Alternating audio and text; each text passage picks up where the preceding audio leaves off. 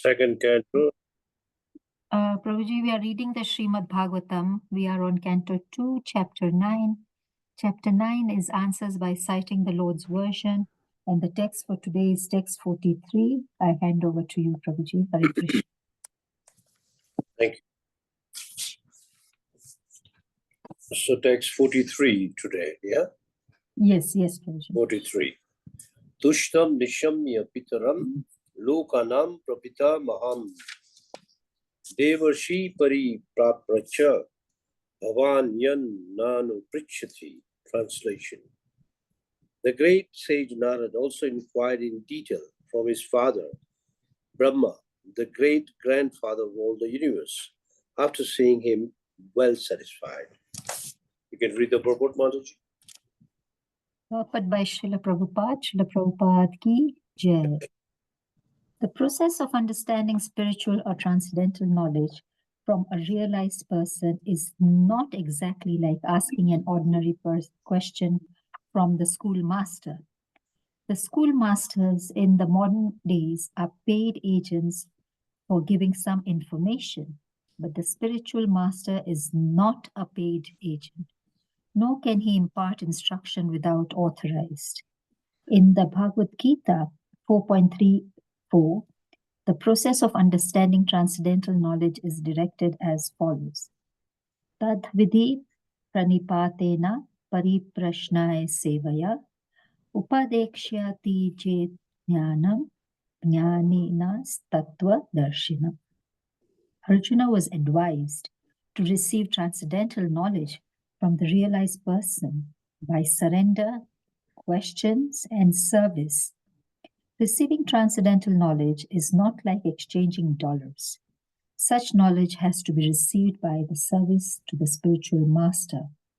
As Brahmaji received the knowledge directly from the Lord by satisfying him fully, similarly, one has to receive the transcendental knowledge from the spiritual master by satisfying him. The spiritual master's satisfaction is the means of assimilating transcendental knowledge. One cannot understand transcendental knowledge simply by becoming a grammarian. The Vedas declare, Shvetatara Upanishad 6.23, Yasya Deva Para Bhaktir Yatha Dehe Tatha Gurau Tasyate Kathita Hi Artha Prakshate Mahatmanaha. Only unto one who unflinchingly devotion to the Lord and to the spiritual master does transcendental knowledge become automatically revealed. Such relationship between the disciple and the spiritual master is eternal. One who is not a disciple is the next spiritual master.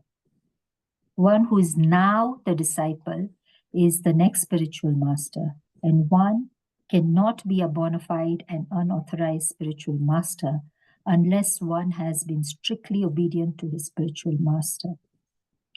Brahmaji, as a disciple of the Supreme Lord, received the real knowledge and imparted it to his dear disciple Narada, and similarly, Narada, as spiritual master, handed over this knowledge to Vyas and so on. Therefore, the so-called formal spiritual master and disciple are not facsimiles of Brahma and Narada or Narada and Vyas.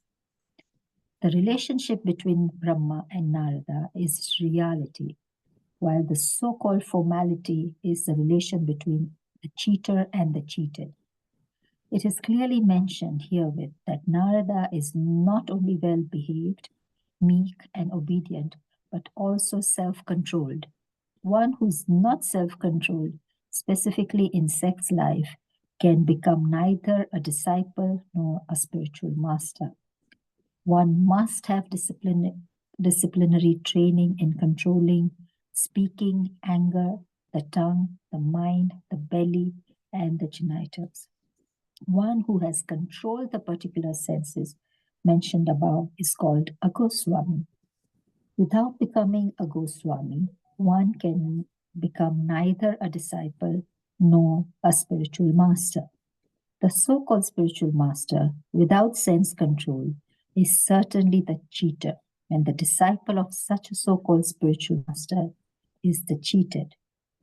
One should not think of Brahmaji as a dead great-grandfather, as we have experienced on this planet. He is the oldest great-grandfather, and he is still living, and Narada is also living. The age of inhabitants of Brahmalok planet is mentioned in the Bhagavad Gita. The inhabitants of this small planet, Earth, can hardly calculate even the duration of one day of Brahma. Hare Krishna, Prabhuji, over to you. So in this chapter, if you recall, from the very beginning, so many questions were answered. I mean, so many questions were asked, and they were all replied by Brahma. And later on in this verse, we have the 4 root verses, starting from 34 to 36. So if one understands these 4 verses, he can understand at least the essence of the Bhagavatam. Now the verse for today, I'll repeat the verse for today. The great sage Narada also inquired in detail from his father, Brahma, the great-grandfather of all the universe. After seeing him well satisfied, Srila Prabhupada explains, the whole of the purport aims at explaining a discipline or a criteria of a guru and a disciple. Srila Prabhupada explains, the spiritual master is not someone who is paid, but yet he gives transcendental knowledge out of love and duty. Spiritual master is someone who has been taught by his spiritual master. It means, in other words, no one can become a spiritual master, a genuine spiritual master, without coming into a disciplic succession. In the Bhagavad Gita, in the 4th chapter, Krishna tells Arjuna, Tad vidhi pranipatena pariprashnena sevaya updakshanti tad jnana te jnanam jnaninam tattva darshanam. 3 features of approaching a spiritual master. First of all, one should be very submissive, ready to render service, and then inquire. Without doing those first 2 things, one cannot challenge questions, or one cannot ask questions in a challenging mood. One has to submit, one has to be very, very submissive. So when one is submissive and one is ready to render service to his spiritual master, then what happens? He will attain knowledge. So there are many examples given in the scriptures explaining how some disciples, or there are cases where the disciple was not fit, and they approach the spiritual master in a way not following the protocol properly, then they could not learn anything. Spiritual master will only teach when he sees submission in you, not otherwise, because the Vedic knowledge cannot be just thrown away. It's not like a university, you go and pay your fees and go and learn your knowledge and you get a certificate. No. Spiritual master is an authorized person who gives out knowledge. Now, we all have a famous example of Ramayana, in which Lakshman was told by Lord Ramachandra when Ravan died, still his breath was on.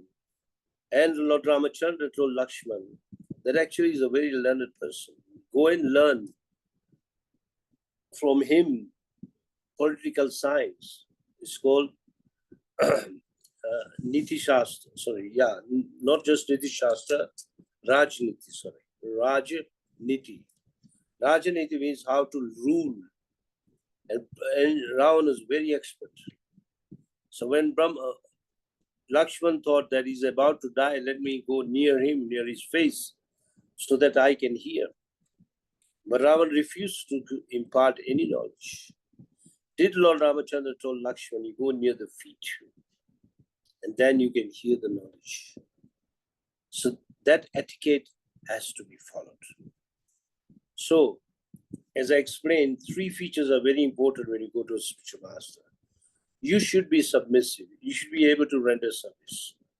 And then you should be able, when you are ready, you can ask questions in a very submissive way, not in a challenging way.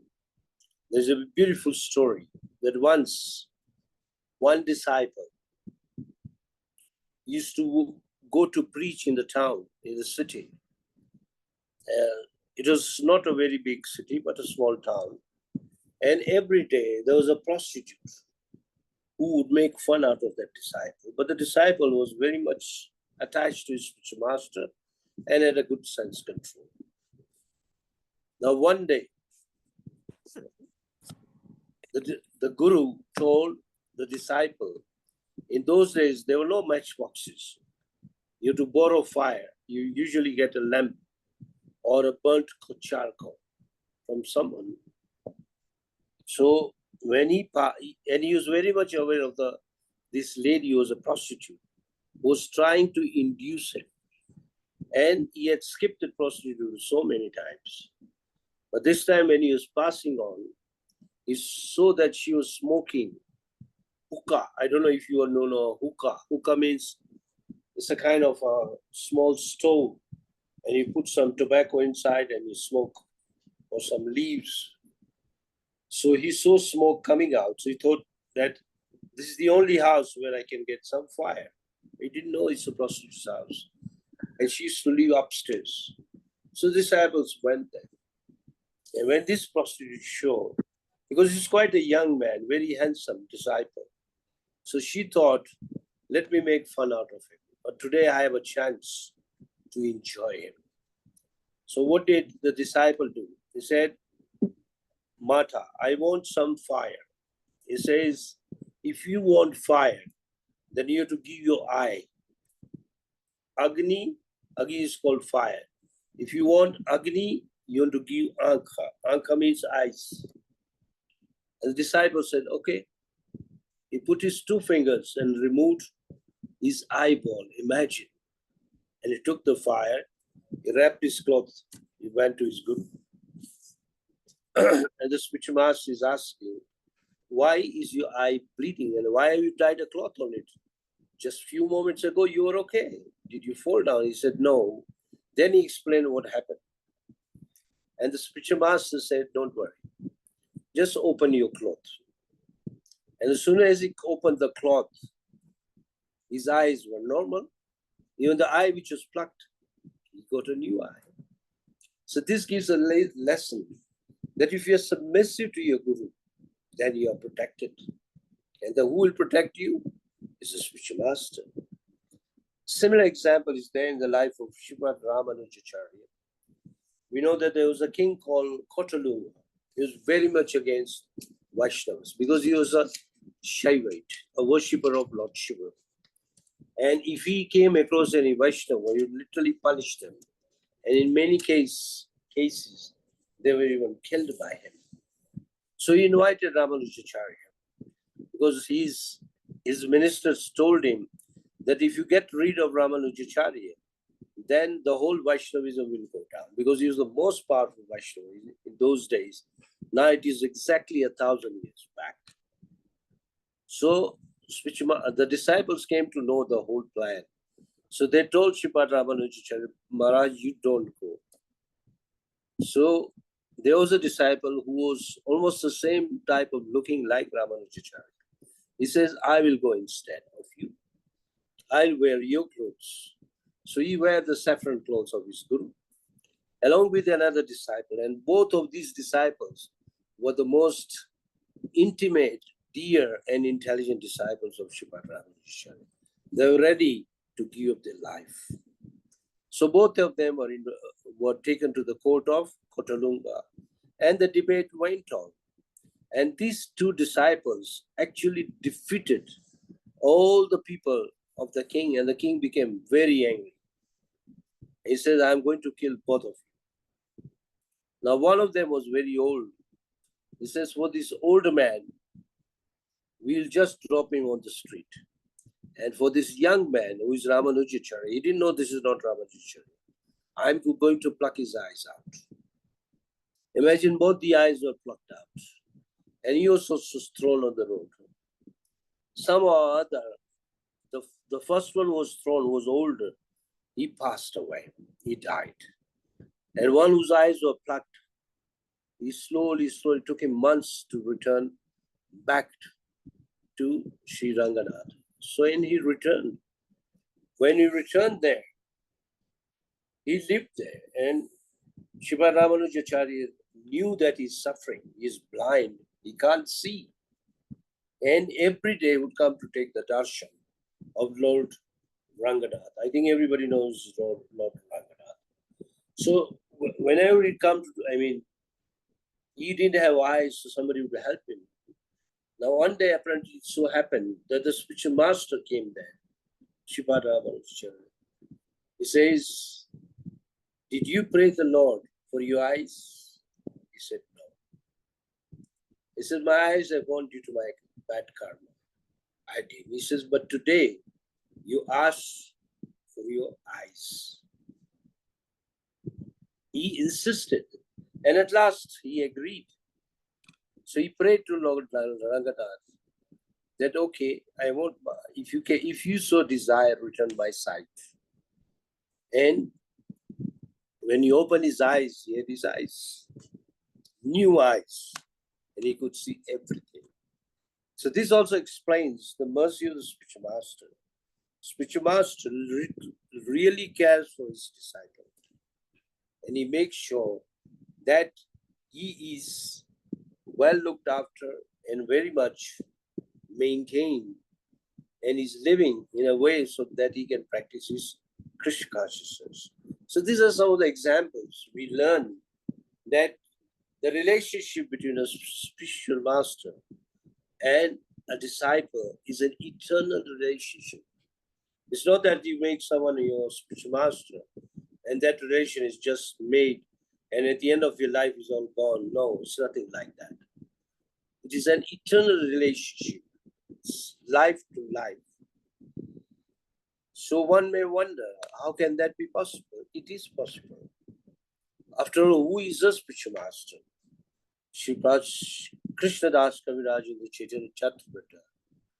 He says, one day Gurun. Gurun means so many gurus.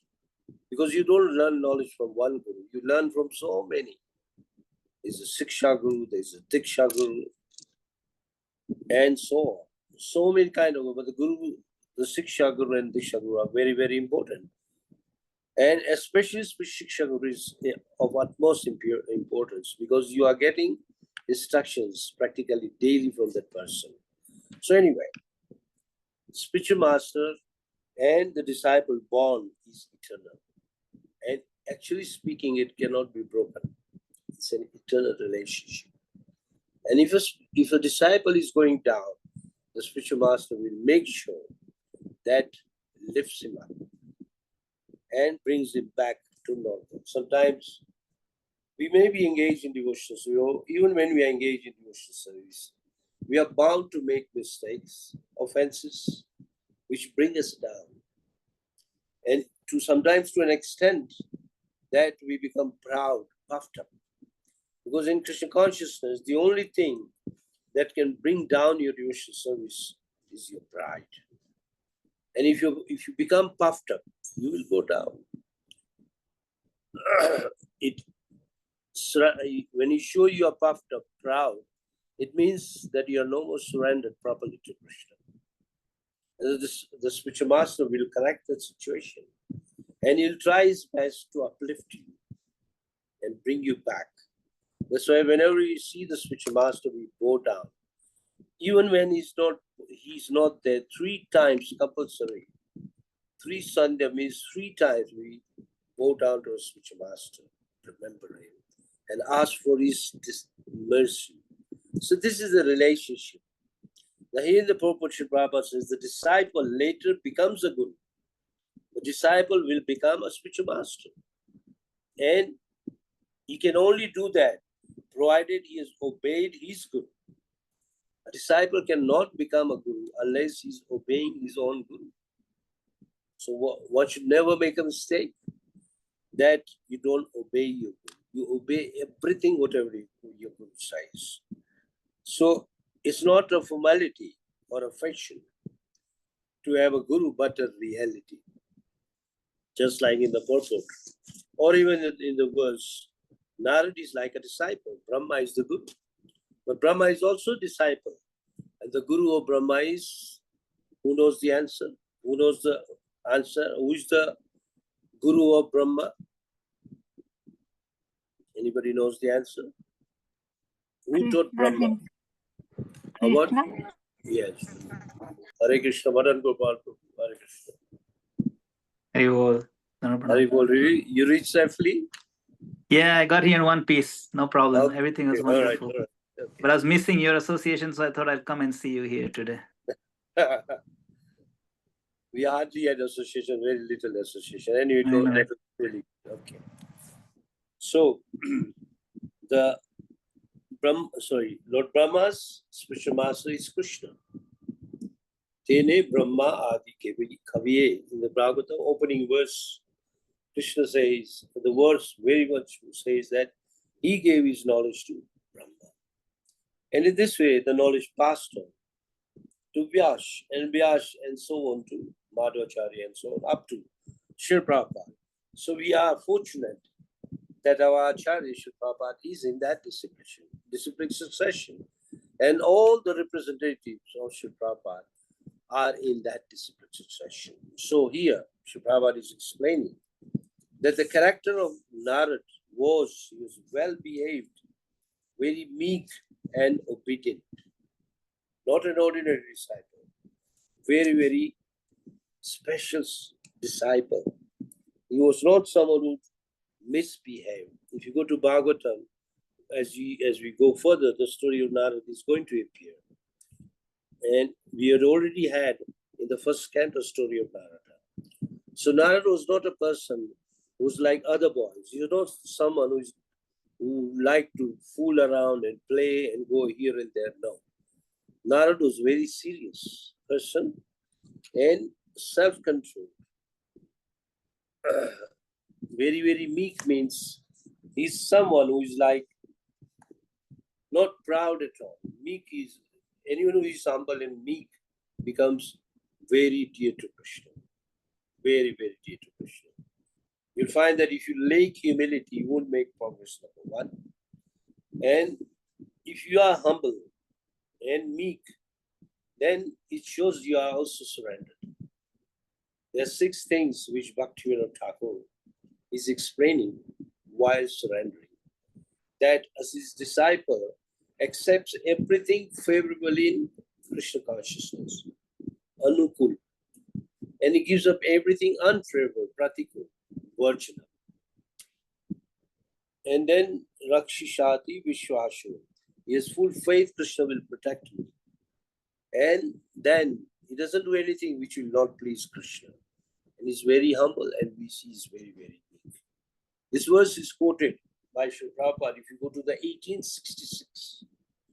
1866. If you have Bhagavad Gita, you can open. We can read them. We have plenty of time today. Anybody is about Gita, just go to 1866 purport.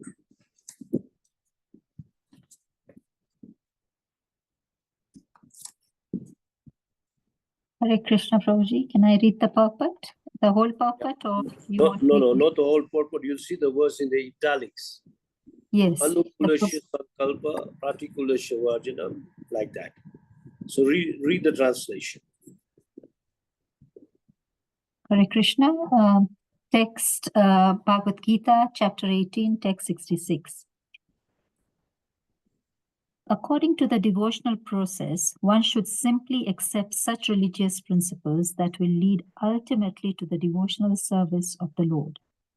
One may perform a particular occupational duty according to his position in the social order, but if by executing his duty one does not come to the point of Krishna consciousness, all his activities are in vain. Anything that does not lead to the perfectional stage of Krishna consciousness should be avoided.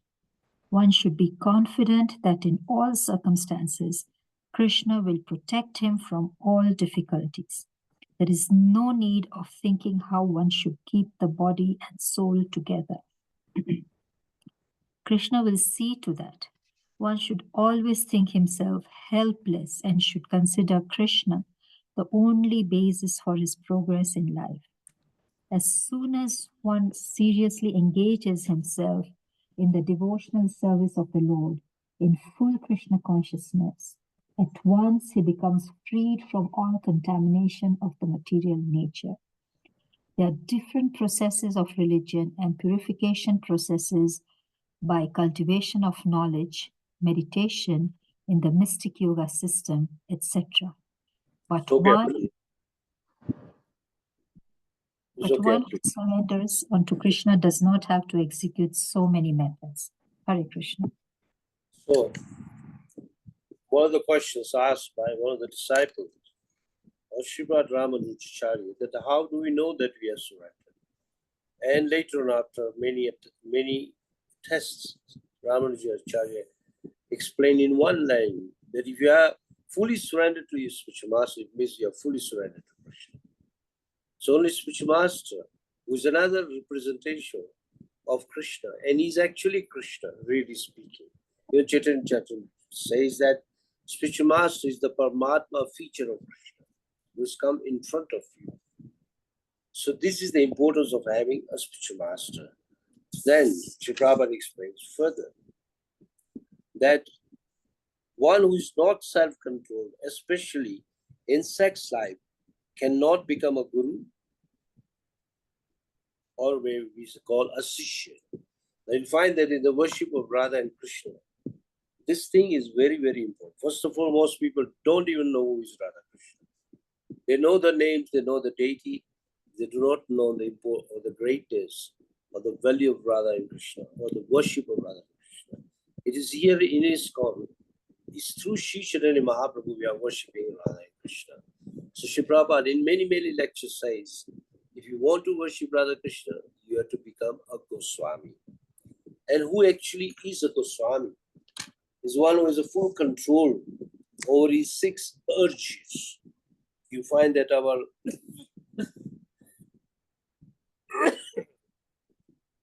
urges, our different senses, demand so many things. So if you go to Nectar instruction, the opening verse, it says, Vacho Begam Manasa Krodha Begam, Jibva Begam Udar Prashta Begam, Etan Begam Yo Vishaheta Dira, Sarvam Abhimam Pritrimsa Shishyat.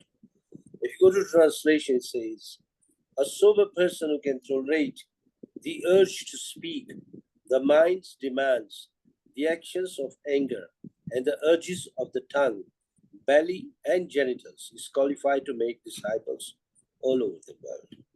Now, the most important thing about this verse is that if you don't have control over all these, first is the speech, second is mind, third is anger, fourth is the tongue, belly, and genitals. If you can't control them, then there is weakness. So do not try to show that you are a spiritual master. Better remain a humble disciple. And the day you can control, then at least you'll understand who is the divine couple, Radha and Krishna. So it's a must that we should be able to control. Now, as far as genitals or sex life is concerned, Srimad Bhagavatam at many steps or stages will explain the same point again and again and again. How big personalities, they fell down because they could not control the demands of their genitals. So as we proceed in Bhagavatam, in the 9th canto, you all know that there is a story of Yayati. The whole story of Yayati aims at explaining that you can go on enjoying, but you will never get satisfied. So best is at the right time, give it up. And as the scriptures enjoin that once you already have the desired number of children, give up sex life. And then in the beginning, it may be very difficult, but you have to tolerate it as much as you tolerate itching. It's nothing but an itching. So in the purport, Sri Prabhupada says that one cannot become a guru or a shishya or a disciple if one cannot control the sex life. Now, one who can control senses is called a Goswami. Go means senses. Swami means master. If you cannot control your senses, how can you become a Goswami? Not possible. And people remain Godas.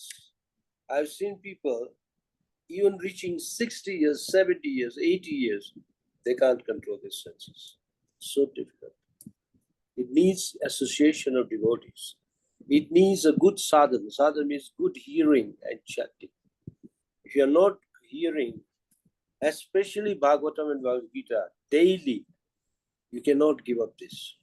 You can't control it. It's by the help of these books, the scriptures, they actually push you, help you, control you, and good association, that you'll be able to conquer them.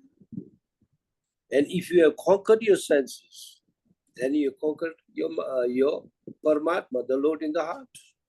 In the 6th chapter, it says, for one who has conquered the mind, Paramatma is already reached Paramatma, or the Lord in the heart, or Krishna. Then you'll be happy, and you'll not be affected by the dualities of life. The life is full of dualities. Heat, cold, honor, dishonor, gold, stones, and so on. Life is full of dualities. Even if you check your own mood, even my mood, sometimes it changes. Or sometimes things happen that you become very disturbed in the mind. And though you have no fault or there's nothing wrong you done, you may be seeing something or happening in front of you, it will affect your mind. So how to catch up? How to purify your mind is only one answer, is to chant Hare Krishna properly. Think of Krishna, remember Krishna, and come to the understanding that the cause of all causes is Krishna. In this way, you should be actually able to soothe your mind, which is always boiling. I think you can understand what is boiling. You must have seen boiling water or some boiling, maybe you put something to cook, it's boiling, you see, blah, blah, blah, blah, blah. You see the bubbles coming up. And the mind is like that. So you have to cool your mind down with this help. So Brahma and Narad, they are eternal. They are not old or dead. Many people think like that. Oh, Brahma created millions of years ago, so by now he must be dead. No, Brahma is still there. Anybody knows how long is the life of Brahma, according to Bhagavad Gita, in the purport Prabhupada gives? 311 trillion 40 million years. Such long life of Brahma. So, how can he die if the life is so long? He can't die. And Narad is still there. As you read Bhagavatam, Narad appears practically in every chapter. Every chapter, Narad comes there. Even in the killing of Kamsa, Narad is there. Narad appears even in the dealings with the gopis, Narad comes. So Narad is throughout Bhagavatam. And Narad is the Acharya of Bhakti Yoga. Remember that. If you want to become a fine disciple or a fine devotee of Krishna without mercy of Narad, it's not possible. It is Narad who has opened the school of Bhakti. And we are all his students. So next is said that neither Brahma nor Narad are old or dead, but they are eternal and they live eternally. And we cannot even imagine life of Brahma. Such a long, long life. So in short, the whole purport aims to explain to us who is the spiritual master, how to approach a spiritual master. The 3 features of approaching a spiritual master. And then why should we satisfy the spiritual master? And what will spiritual master do in turn? A spiritual master is capable to give you anything because he's acting on behalf of Krishna. And he can fulfill all your desires. So disciple is wise. He doesn't ask anything. He goes on serving the spiritual master so nicely that spiritual master will be very, very pleased. So in the purport also quotation is given of Yasha Deve Para Bhakti Yatha Deve Tatha Guru Tasaite katita hi artha prakashante mahatmana. Only unto one who has unflinching devotion to the Lord and to the spiritual master does transcendental knowledge become automatically revealed. Sometimes we can read the purport and nothing goes in the head. Why? Because there is no mercy of spiritual master. But if you have mercy of spiritual master, you read it, at once it will go in your head. So which needs a very strong faith in the spiritual master. Sometimes we may be like a proud scholar.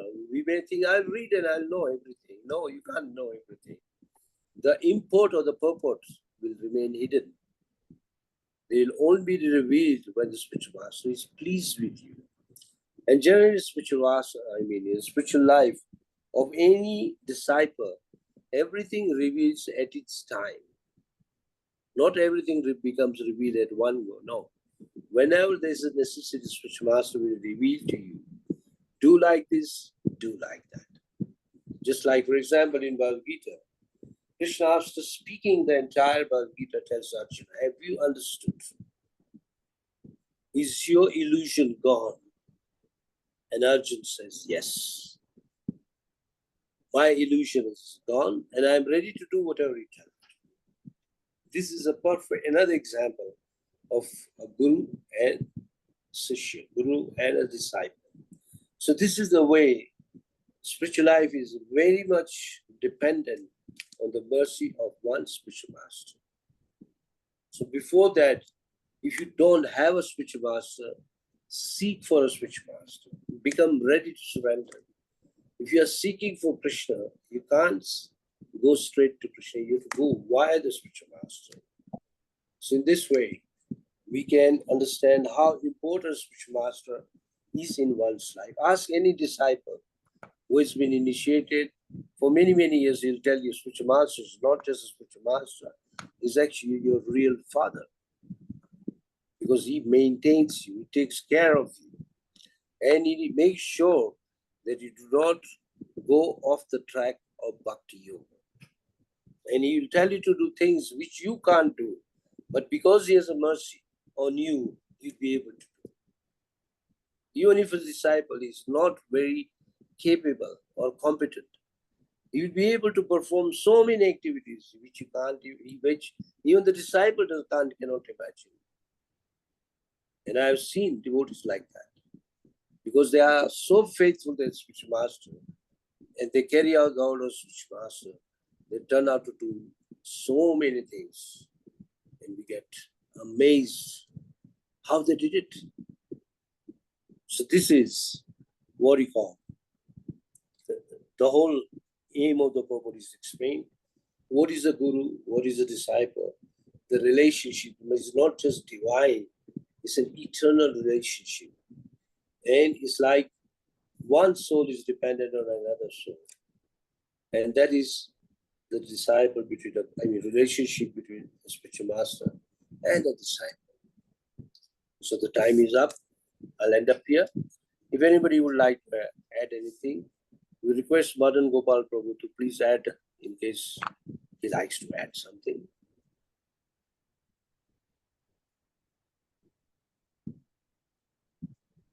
It's like his note on the screen. Okay. Anybody would like to add anything or ask anything? Please go ahead. Yes, Prabhuji, a few questions. So you said you should bow down to your spiritual master 3 times. At least 3 times. So is it Dandavat or just bow down like this, or how is it? What Depends is on the situation. Generally, it is for a boy, for a male is Dandavat. Fully falling down. For ladies, it's just bowing down. And if you are traveling or something, at least you bow down, you remember the lotus feet of your spiritual master and offer your prayers. So is 3 times because of the surrender, question, and service, or it is just 3 times? Because times, that is a general rule, minimum 3 times. We can even bow down more than that. 3 Sunday means morning, afternoon, and evening. That is the meaning. Yeah. And yeah, Prabhuji, and the 3 pillars of receiving transcendental knowledge from the spiritual master Yeah. is surrender, asking Pari- questions. Yeah, Tadvidi and service. Pranipatena Pariprashnena. Three features. First is submit, number one. Submission is number one. Service is number two. And inquiry is number three. Three of them. Where is faith in this, Prabhuji? Because I think you should have faith. You will not surrender or you will not be submissive if you don't have faith. You'll only surrender to spiritual master when you have faith. When you've seen some purity in him, then only you surrender. You won't surrender before that. And that is in your right. It is your all right. It's your constitutional right to choose your spiritual master. And when you have faith that this is the right person who can guide me, then only you surrender. It's better you wait. Okay. Yes, Prabhuji. Thank you so much. And Prabhuji, in last week's text, it was mentioned, but I think I wasn't there, and then I read it, but I didn't understand it. It was talking about the 5 ways of liberation. So, is it possible for you to throw some light on that? That we shouldn't even ask for any of the ways of liberation. Not ways. There are 5 kinds of liberations. There are 5 kinds of liberations. Sarupya, to have same looks of Lord Narayan. That is, if you go to Vaikuntha, you'll get the same form, like Narayan. Narayan is different. There are some things which are not in others. It's only Narayan. That is the first one, Sarupya. Then second is to have same opulences, Lord Narayan. Third is same planet as Lord Narayan. Sarupya, Samipya. Then Shashti, same opulence. Then Ekatva. Ekatva means to become one with Narayan. Is also kind of liberation which a Vaishnava doesn't accept at all. So these are, let me repeat for you. Let me give you the exact answer from the Nectar of Devotion.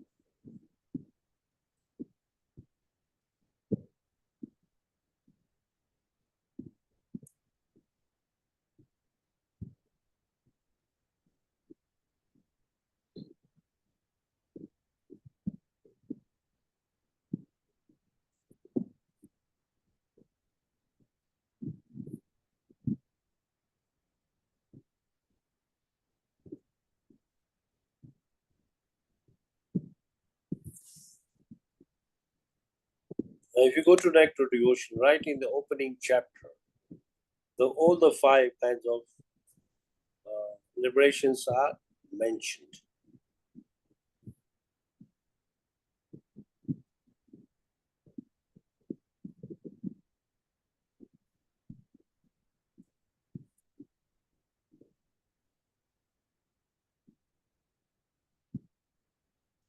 Anyway, Sarupya, Samipya, Shashti, Ekatva, and one is same opulence as Krishna. All 5. I'll send you on the WhatsApp or each name. So devotee is not interested in any one of them. And the Ekatva or Sayuchya is the same thing. To become one with Krishna, a devotee will not accept. Otherwise, how will you perform devotional service? It's not possible. You never hear a child telling a mother, can I come back to you? Have you ever heard like that? It's foolishness. Otherwise, the relationship between a mother and child will get over. In the similar way, a devotee will never ask for becoming one. Same beauty, sorry. One is beauty, one is opulence, to be on the same planet, like that. Okay. So the devotee will always ask for service in the Golok Vrindavan. And so the same planet is... Even that, a pure devotee won't even ask for that. Salokya, one of them is to go back to Vaikuntha. Even that he doesn't ask. He says, like Chaitanya Mahaprabhu teaches us, Mama Janmani Janmani Ishware, Bhavta Bhakti Ahitu Kiti. That means I don't want liberation. You can send me anywhere. Heaven, hell, even on the earth, even in a prison or on the road. We never forget Krishna. We keep serving Krishna. And a devotee enjoys the service, even in the difficult times, even in the good times. There are times when you go through a very difficult time. It becomes practically impossible to serve Krishna. But yet a devotee keeps serving Krishna. Challenging times. So the main aim is not to forget Krishna, wherever, Yes, no. whatever liberation, whichever planet or however you look. Liberation is people who are looking for moksha. For example, many people look for moksha because they are tired of life. Devotees don't like that. Devotee is only interested in one thing: how can I please Krishna? That's it. Whether in heaven, on hell, or earth, or wherever it is, I just want to serve Krishna. Which indirectly also means that let me serve my spiritual master. That's it. Spiritual master is happy, Krishna is happy. Any comment from Madan Gopal? Thank you, Prabhu. You encapsulated it perfectly. I'm reminded in this Damodar Ashtaka we sing, Varam Deva Mokshana Mokshavadim Vas. The same comment. Right? My Lord, I don't want liberation. He says, I don't want it. Na Mokshavadim Va. All I want is a picture of Bal Gopal in my heart. Gopala Balam. So also this is Rukma Prabhu explained perfectly that there's 4 purusharthas, pumarthas, dharma, artha, kama, moksha. Religiosity, making money, economic enjoyment of that money, and then relief from the suffering. All those 4 goals, they're called goals, but all 4 are selfish. They're centered around what makes me feel good. But Chaitanya Mahaprabhu preaches that prema pumartho mahan. The only great purushartha, pumartha, is prema. There's no other purushartha. So because that one is not selfish, that one is Krishna is in the center. The other 4 are selfish. So moksha is not really a goal. I mean, we said, Chakudan dilo jai, janme janme Prabhu say, right? You're my Lord birth after birth. That means, yes, you see, of course, Prabhupada said we should still try to go back to Godhead, but the road is through prema. It's not, the motivation is that I love Krishna, I want to continue serving, please him, not because I want relief from the miseries of this world. That is not the goal. Thank you, Rukma Prabhu. Thank you. Hare Krishna. Thank you so much, Prabhuji. Thank you, Madan Gopal Prabhu, as well, for joining us today. Are there any, we still have some time, are there any questions or comments from the group? If there are no questions or comments, then we can, Prabhuji, with your permission, end the session for today. And I can ask Bhakta Mugo, are you able to close the session for today? Hare Krishna. Hare Krishna. Thank you for the opportunity, Professor Kritika Mataji. Please accept my humble obeisances, Your Graces, Your Grace Rukma Das Prabhuji, and also Your Grace Madan Gopal for joining us today for such a powerful class on a spiritual master. Thank you so much. It's so relevant to most of us today. Thank you so much.